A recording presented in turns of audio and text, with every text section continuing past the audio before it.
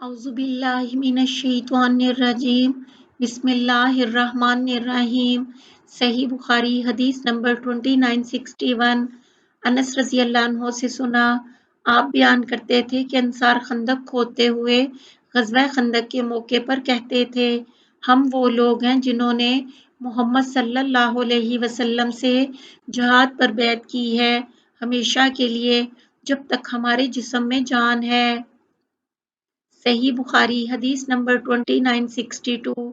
मुजाशे बिन मसूद सलमा रज़ी अल्लाह अन्हु ने बयान किया कि मैं अपने भाई के साथ फ़तह मक्का के बाद नबी करीम सल्लल्लाहु अलैहि वसल्लम की खिदमत में हाजिर हुआ और अर्ज़ किया कि हमसे हिजरत पर बैत ले लीजिए। नबी करीम सल्लल्लाहु अलैहि वसल्लम ने फरमाया कि हिजरत तो मक्का के फ़तह होने के बाद वहाँ से हिजरत करके आने वालों पर ख़त्म हो गई। मैंने अर्ज़ किया, फिर आप हमसे किस बात पर बैत लेंगे? आप सल्लल्लाहु अलैहि वसल्लम ने फरमाया कि इस्लाम और जिहाद पर। सही बुखारी हदीस नंबर 2963।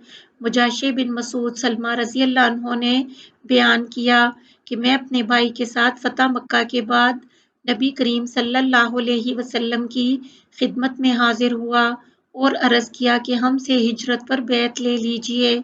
नबी करीम सल्लल्लाहु अलैहि वसल्लम ने फरमाया कि हिजरत तो मक्का के फ़तह होने के बाद वहाँ से हिजरत करके आने वालों पर ख़त्म हो गई।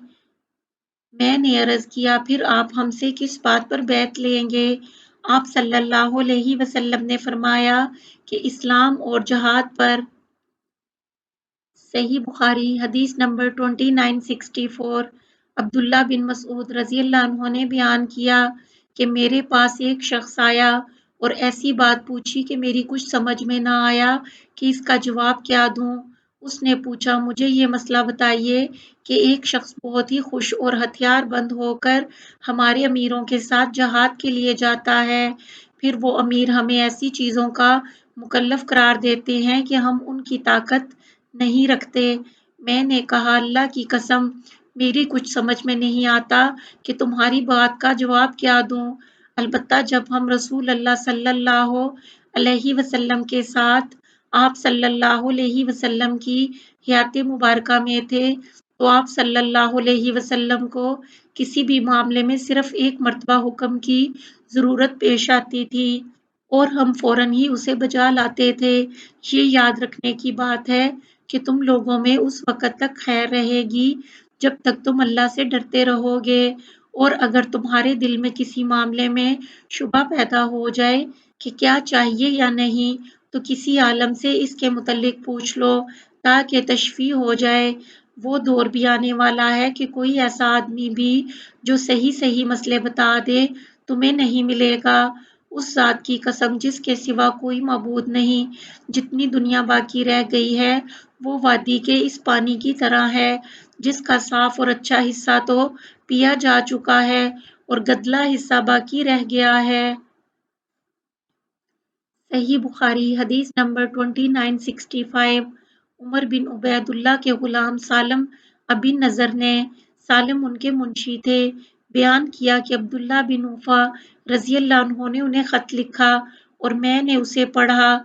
रसूल अल्लाह सल्लल्लाहु अलैहि वसल्लम अपने बाज़ दिनों में जिन में आप जंग करते थे, आप सल्लल्लाहु अलैहि वसल्लम इंतज़ार करते यहाँ तक कि सूरज ढल जाता, फिर आप सल्लल्लाहु अलैहि वसल्लम लड़ाई शुरू करते।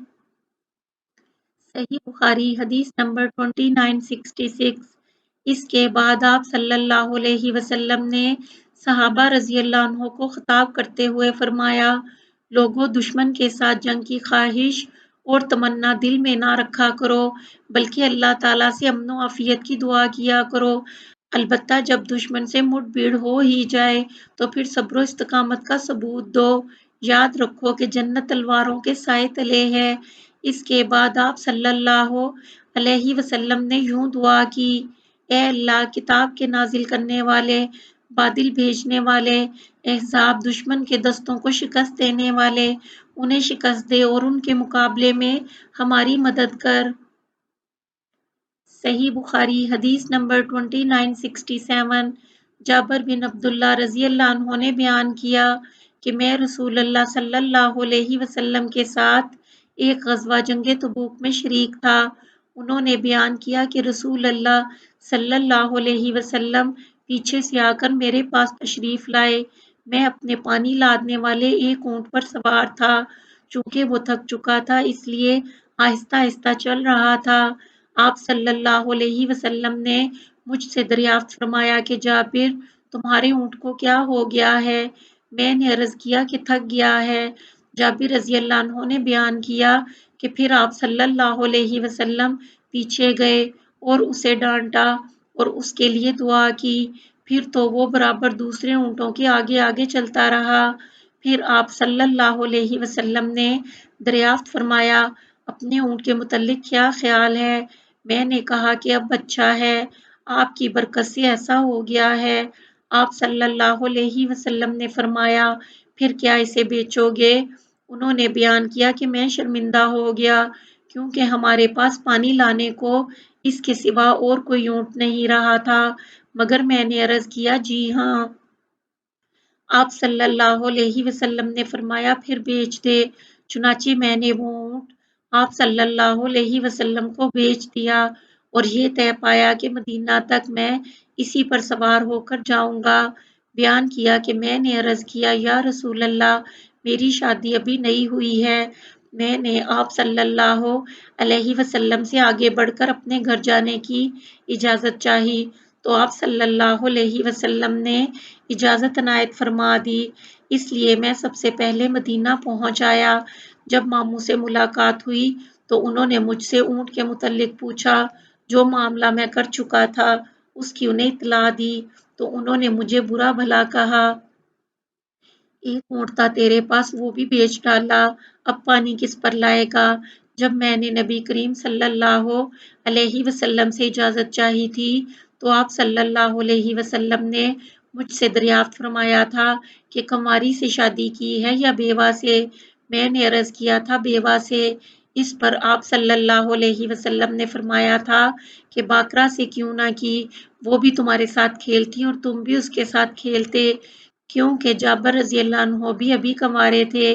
میں نے کہا یا رسول اللہ، میرے باپ کی وفات ہو گئی ہے، یا یہ کہا کہ وہ احد میں شہید ہو چکے ہیں اور میری چھوٹی چھوٹی بہنیں ہیں، اس لیے مجھے اچھا نہیں معلوم ہوا کہ انہی جیسی کسی لڑکی کو بیاہ کے لاؤں جو نہ انہیں ادب سکھا سکے نہ ان کی نگرانی کر سکے۔ اس لیے میں نے بیوہ سے شادی کی تاکہ وہ ان کی نگرانی کرے اور انہیں ادب سکھائے۔ انہوں نے بیان کیا پھر جب نبی کریم صلی اللہ علیہ وسلم مدینہ پہنچے تو صبح کے وقت میں اسی اونٹ پر آپ صلی اللہ علیہ وسلم کی خدمت میں حاضر ہوا۔ آپ صلی اللہ علیہ وسلم نے مجھے اس اونٹ کی قیمت عطا فرمائی اور پھر وہ اونٹ بھی واپس کر دیا۔ مغیرہ راوی نے کہا کہ ہمارے نزدیک بیع میں یہ شرط لگانا اچھا ہے، کچھ برا نہیں۔ صحیح بخاری حدیث نمبر 2968۔